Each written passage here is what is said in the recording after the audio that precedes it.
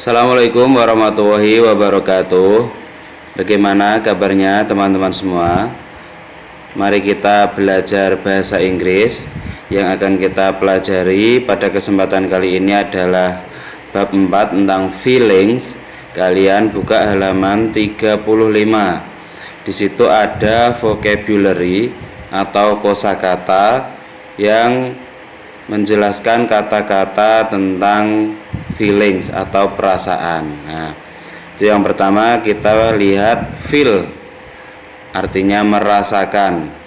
Kemudian ada happy, senang, sad, sedih, worried, khawatir, afraid atau frightened, itu takut, nervous, gugup, tired, capek, sleepy, mengantuk, comfort, nyaman. Kemudian ada confused, bingung, disappointed, kecewa, surprise, terkejut, amazed, kagum, disgusted, jijik, hungry, lapar, thirsty, haus, dan yang terakhir angry, marah. Nah, itu tadi nama-nama feelings atau perasaan, sesuatu yang kalian bisa rasakan. Nah, selanjutnya masih halaman 35. Di bawahnya itu ada listening. Di situ ada bermacam-macam di situ ada percakapan.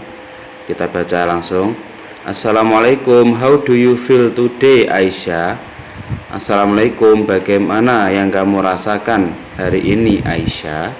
Waalaikumsalam, I feel happy today.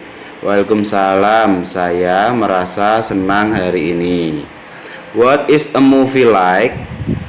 Bagaimana atau seperti apa filmnya?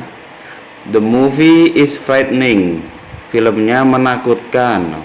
Do you like that movie? Kamu suka film itu? No, I don't like. Tidak, saya tidak suka. Nah, di situ ada beberapa kata tentang perasaan, yaitu yang pertama happy. I feel happy, senang, perasaannya senang. Terus dia menonton film, filmnya seperti apa? Oh, filmnya menakutkan, frightening. Nah, frightening ini menakutkan. Kenapa di sini frightening padahal di vocabulary-nya frightened? Nah, ada ed-nya. Kenapa di sini ing? Kenapa yang di vocabulary itu akhirannya ed? Karena kalau yang akhirannya ed itu untuk orang, sementara kalau untuk akhiran ing itu untuk benda. Nah, movie atau film ini kan benda, maka frightening. Kalau diakhiri ed itu untuk orang. Nah, seperti ini. Kemudian ada bingung. Itu juga kalau orang confused. Kalau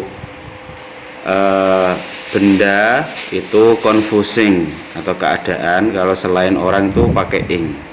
Kemudian ada kecewa, itu disappointed.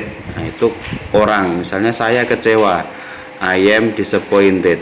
Nah, tapi kalau filmnya mengecewakan, the movie is disappointing. Nah, seperti itu. Kemudian ada surprised, amazed, disgusted. Nah, itu yang akhiran ed itu untuk orang. Kalau selain orang itu akhirannya ed-nya diganti ing. Nah, lanjut ke halaman 36. Itu ada yang paling atas, to ask someone's feeling. Kalau kalian mau menanyakan perasaannya, how do you feel today? Nah, itu bagaimana yang kamu rasakan hari ini? Jawabannya I feel sleepy.